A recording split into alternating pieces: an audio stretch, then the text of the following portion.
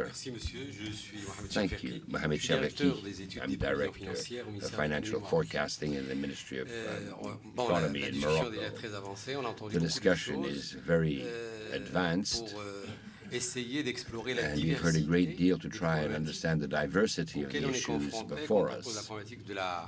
The minute you raise the issue of governance after a crisis, and which has a scission in the evolution of the whole system. And thus it also raised a question as seen by a country in which you are, which is Morocco. How can we look at these issues?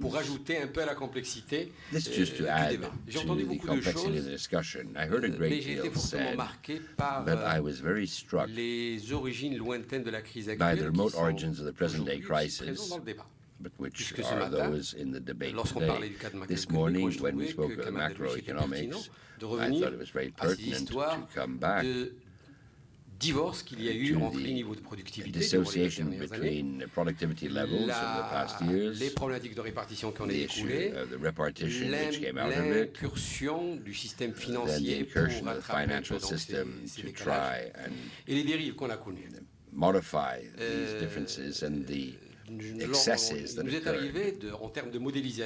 In modeling with our friends forecasting, we have raised these issues in terms of rebalancing demand. As the issue that is raised today is how can you find an alternative to the demand of American households. And in many of our considerations, we looked at the compensation we found, emerging markets with the reconversion of economic policies in China towards international markets, social protection. But there's also the issue of structural reforms and the calma for the services and telecom. Mais au-delà, nous nous sommes posés aussi des questions. Beyond that, we've also raised a number of other issues. Aujourd'hui, dans la durée, les rééquilibrages se feront à moyen terme également, pas uniquement à partir, parce que sinon on comprendrait tout ce qu'on a entendu aujourd'hui comme une réadaptation par rapport à la nouvelle carte de la croissance qui est dans le monde, où il y a des pays émergents, où il y a des pays qui ont des déficits, des dettes souveraines et des marges de manœuvre de plus en plus limitées. Et il faudra refaire la carte du monde au niveau institutionnel de ce point de vue. Or, la question The question, which I'm coming to, is that of countries which there's no doctrine in terms of global governance. Si vous voyez les efforts qui ont été faits pendant les 10 dernières années, notamment en Afrique, aujourd'hui, la continuité de la croissance pose des problématiques donc des problématiques d'épargne, de mobilisation. Et contrairement à ce que j'ai entendu, pour mon pays, nous sommes sur un train de croissance depuis 2004, tournant normalement autour de 6%, 5%, avec des problématiques autres, et avec un niveau d'investissement, un taux d'investissement de l'ordre de 34%. Nous dépassons la possibilité d'épargne, et voilà le problème qui est posé. Les efforts qui ont été faits dans ces pays-là in these countries might be questioned, especially if you take into account what I call la guerre des monnaies aujourd'hui. The currency war, because it is a real theme that has to be looked at. And I would conclude in saying that the global governance issues presuppose, if you look at what the UN Secretary General said, it's not be the poorest who foot the bill. Therefore, we need to incorporate an aspect of cooperation. Yes, sir, behind me. Bonjour, je suis Samir Haïta, Monde diplomatique in Arabic, editor-in-chief. Merci. Voilà.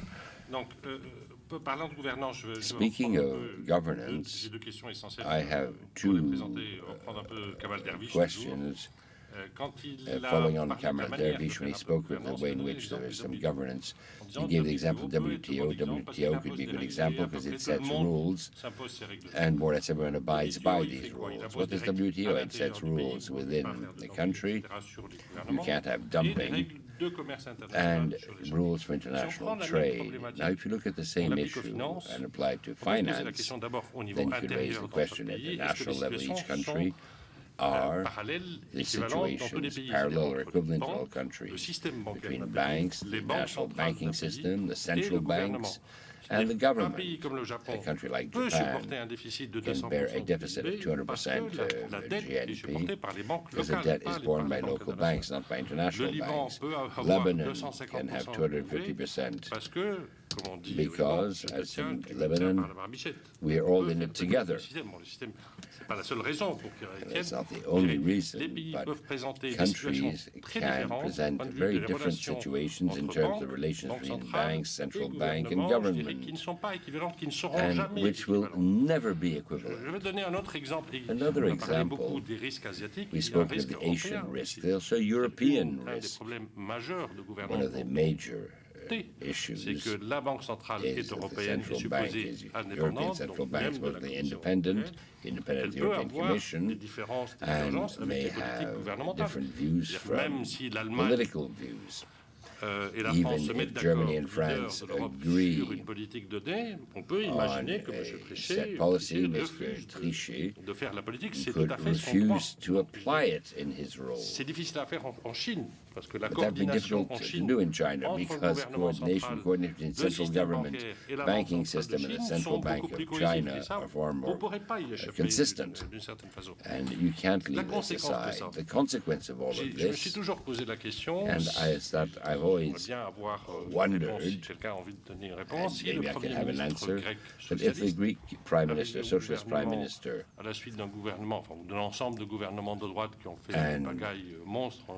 that came to power after the right-wing government that set up this disorder, but like the Prince of Dubai making an introductory statement to the problem put forward by German, American, and French banks. They're the ones who borne the debt and saying, I want to restructure the debt. What would have happened?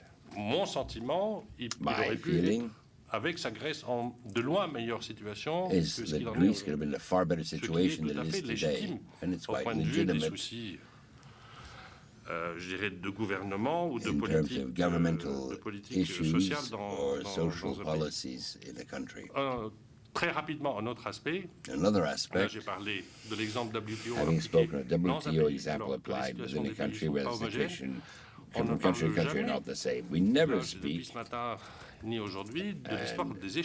this morning or this afternoon, never heard anything about the exchange of capital.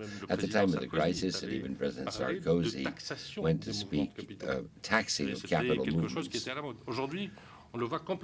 And this is now completely out of the circuit. The only thing which is not referred to and not all regulated, notre ami, j'ose pas dire notre ennemi israélien parce que je suis originaire de Syrie. Israeli friend or enemy, because I'm from Syria. No, I think you should withdraw that. No, this was to be a pun. No, but it's not funny.